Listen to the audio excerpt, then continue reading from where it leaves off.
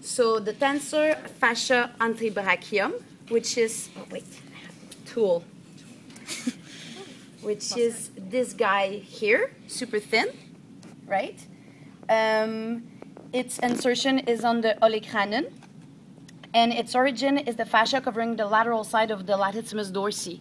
This is the remnants of the latissimus dorsi, so we really see that it does attach. I don't know if you can all see. So this is tensor fascia lata with the latissimus dorsi here. Okay. The innervation is from the radial nerve, and the arterial supply is the subscapular artery. Then the triceps brachii, which is this guy here. I don't know if you can all see. Which has 4 heads in the dog. Oh, j'ai dit triceps. Sorry, I was showing the biceps. It is the tricep? No, I was showing the bicep. Oh, okay. But that's my bad because I said the tricep. I was confused. The triceps brachii that has 4 heads, the long head, the lateral head, the medial head, and the accessory head. That's the biceps. This one is the biceps, but now I'm going to talk about the triceps. It's my bad. Okay. So the tricep, 4 heads. Lateral, long, medial, and accessory. Okay? So this is the long head here. It looks like it has 2 belly. This is the long head of the tricep. This guy here. And it's the only belly that goes to the scapula. Here we have the lateral head, the one that is transected right here. I don't know if you can all see. For the accessory, we can see it right underneath the lateral head, which is this guy here.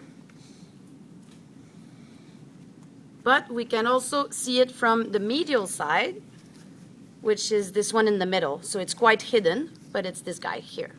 So it's also the accessory head. So we can see it from the lateral and the medial side. And the last one is the medial head.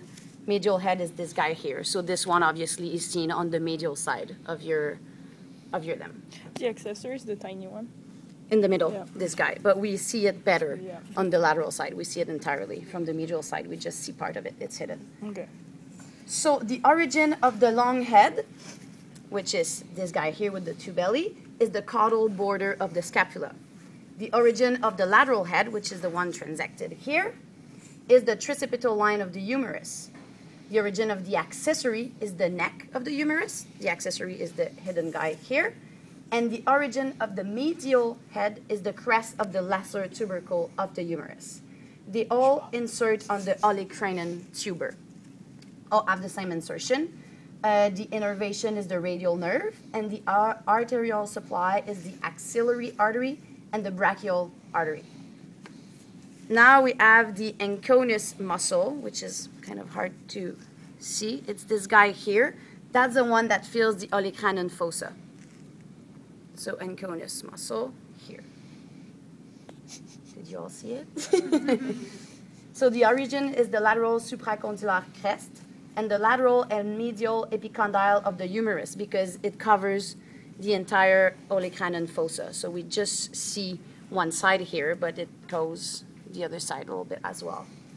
The innervation is the radial nerve, and the arterial supply is the collateral ulnar artery. Now the cranial muscle of the arm. We now have the biceps, the bicep brachii, which is this guy here. The bicep is on the lateral, the medial side, sorry. Bicep medial side. And it's not attached the entire way to the humerus. So that's a good trick to differentiate it from your brachialis.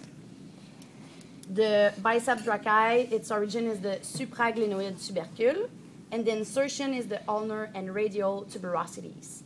It's innervated by the musculocutaneous nerve, and the arterial supply is the superficial cervical, axillary, and brachial arteries.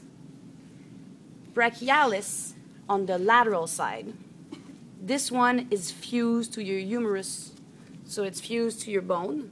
So that's the way to differentiate it from the biceps. So it's on the lateral side and it's fused to your humerus. This is for the brachialis. The origin of the brachialis is the proximal third of the lateral face of the humerus. Its insertion is the ulnar and radial tuberosities, innervation musculocutaneous nerve as well, and the arterial supply is the same as the bicep too. It's the superficial cervical, the axillary, and the brachial arteries. Now, if we look at the cranial muscle of the antebrachium, so the cranial muscle are your extensors, and your caudal muscles are your flexors. There is one exception, and I'm gonna talk about it. Just one specification. Cranial lateral and cranial medial. Okay. Caudal medial. Okay? Medial caudal. Oui, c'est vrai. Ouais.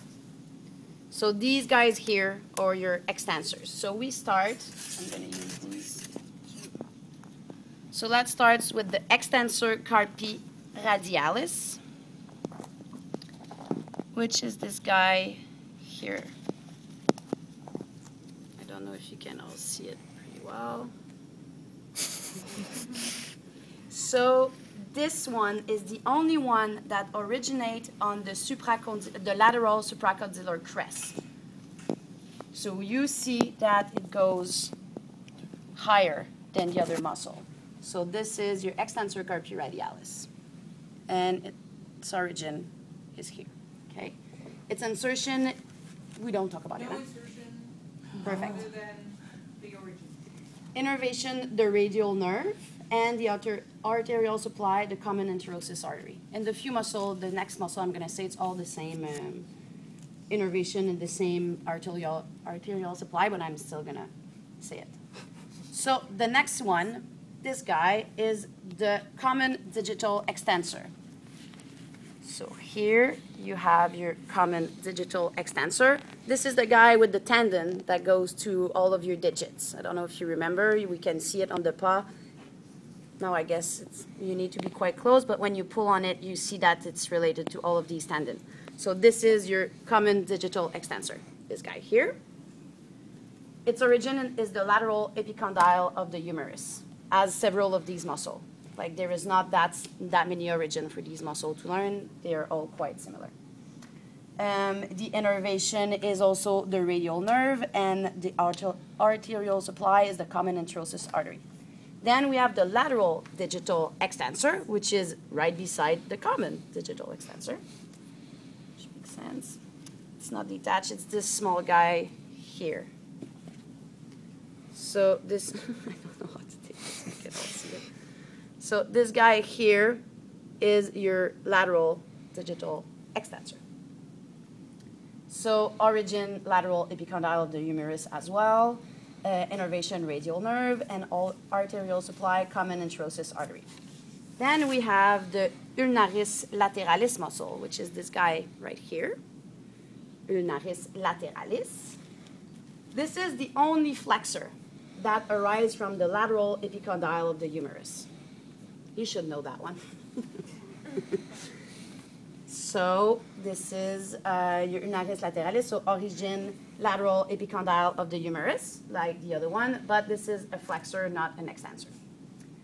Innervation, this is the radial nerve, and arterial supply, same thing, common anterosus artery. We have the supinator, which I'm not quite sure how I'm going to do to show you. It's this guy here in the middle. Supinator. So the supinator, origin, lateral epicondyle of the humerus, like the other one. Yeah, the sup muscle. Innervation, radial nerve, and arterial supply, common anterosus artery. We also have the abductor digiti 1 longus, which is this guy here. Abductor digiti 1 longus. See? So origin, lateral border, and cranial surface of the body of the ulna and the anterosus membrane. Innervation, radial nerve, arterial supply, the common anterosus artery. Now we're going to look at the flexors. So we go to the other side of the limb. So just so you have, you kind of know where I am, this is your extensor carpi radialis here. And the muscle I just told you I was going in this order. Now I'm going back from the beginning at my extensor carpi radialis, and I'm going to look right here at the pronator teres, which is which is this guy here, pronator teres. A good trick to remember to know which one is the pronator teres, if you can see it obviously. Supinator here, pronator teres right here. So, oops, sorry. So pronator teres is here, and the supinator is right here. So they are kind of opposite on the bone, one on each side, okay?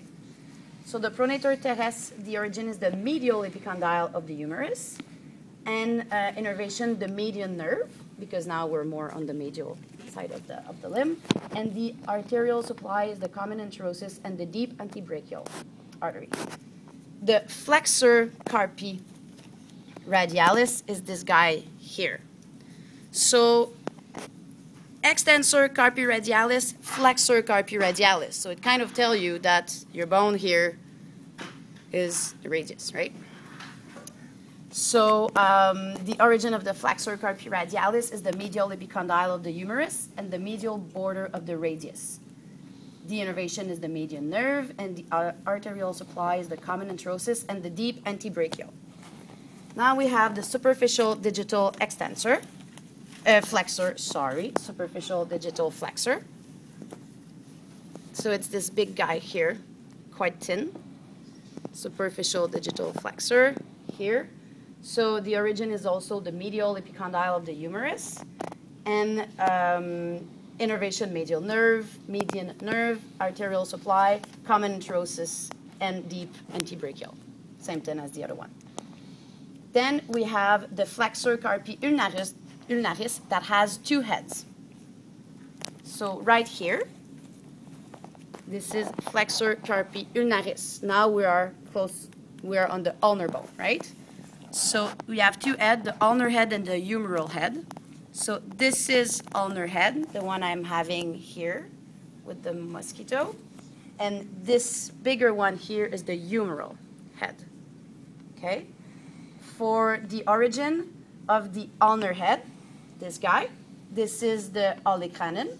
And for the humeral head, this guy, this is the medial epicondyle of the humerus. The innervation is now the ulnar nerve, and the arterial supply is the same thing, the common anterosis and the deep antebrachial. For the deep digital flexor, it says it in the name, it's deep. So you need to go deeper to these guys. It has three heads. It has the humeral head, ulnar head, and radial head. So let's start with the humeral head. It has several bellies, so it looks like it's several muscles, but it's not. This is all the one that you have on top of my finger. This is all the humeral head of your deep digital flexor, this big guy here. Its origin is the medial epicondyle of the humerus. Now, if we look at the ulnar head, this is this tiny little guy, and it's fused to your ulnar bone. It's fused to the ulna. Here, ulnar head of the deep digital flexor. Okay? This guy, its origin is the caudal border of the ulna, and it's totally fused to the bone. If we look at the radial head, it's quite similar. It's right here, but this one is fused to the radius. So the ulnar head and the radial head are small muscle. The humeral head is big, but the two other ones are quite small, and the two other ones are fused to the bone that you have the name from. So the origin of the radial head is the medial border of the radius.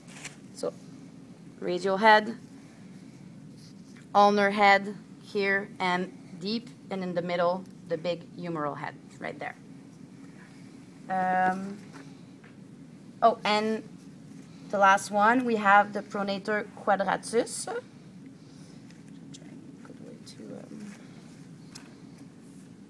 To show you.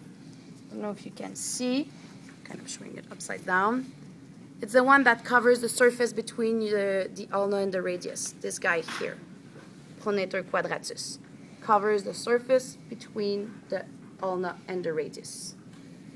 So for this muscle, the attachment is the opposed surface of radius and ulna because it covers the space between these two.